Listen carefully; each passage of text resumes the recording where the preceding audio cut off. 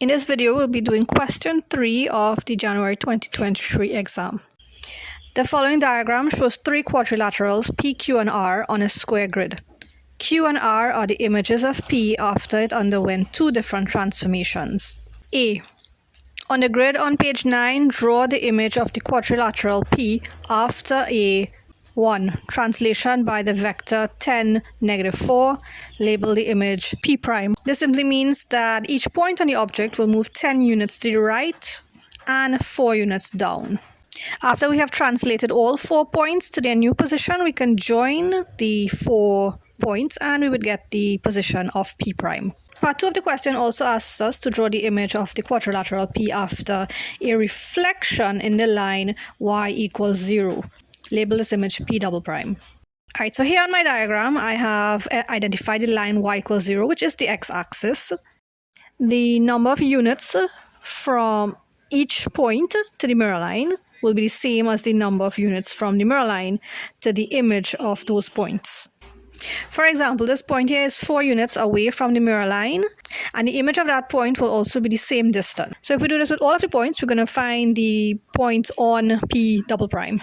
So we've answered part A. Let's look at part B now. Describe fully a single transformation that maps quadrilateral P onto 1.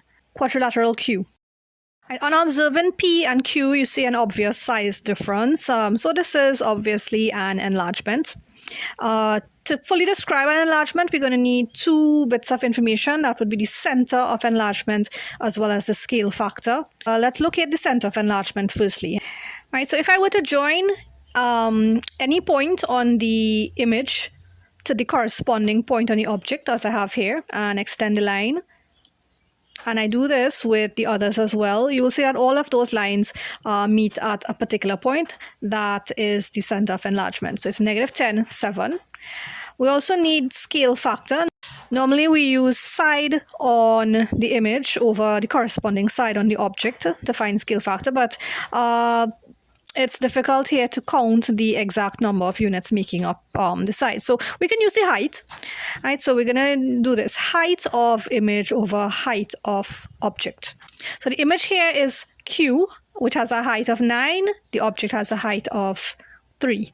9/3, scale factor is 3. The full description of this transformation that has taken place is this. It's an enlargement of scale factor 3 with center of enlargement -10, 7. Part 2 now of B, we want also to describe fully a single transformation that maps quadrilateral P onto quadrilateral R.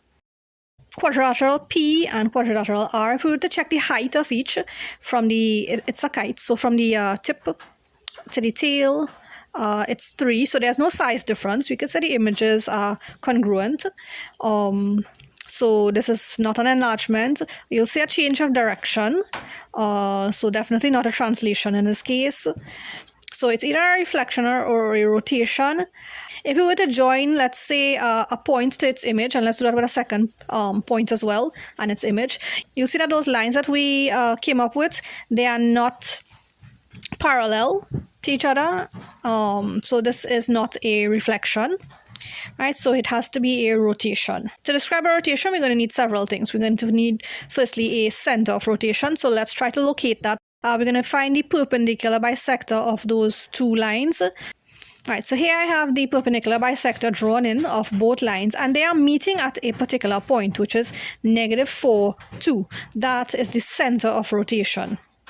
We also need an angle of rotation. So I'm going to join any of the points on the object to the center of rotation, and then join the center of rotation to the corresponding point on the image. Right, so here we have an angle form. You can check with your protractor what the measure of that angle is. It's going to turn out to be 90 degrees in this case. We also need the direction of the rotation. P is being rotated onto the new position R. So the rotation is taking place in this direction that I have here. This is anti-clockwise. So we can fully describe the transformation now. It is a 90-degree anti-clockwise rotation about the center of rotation, -4, 2.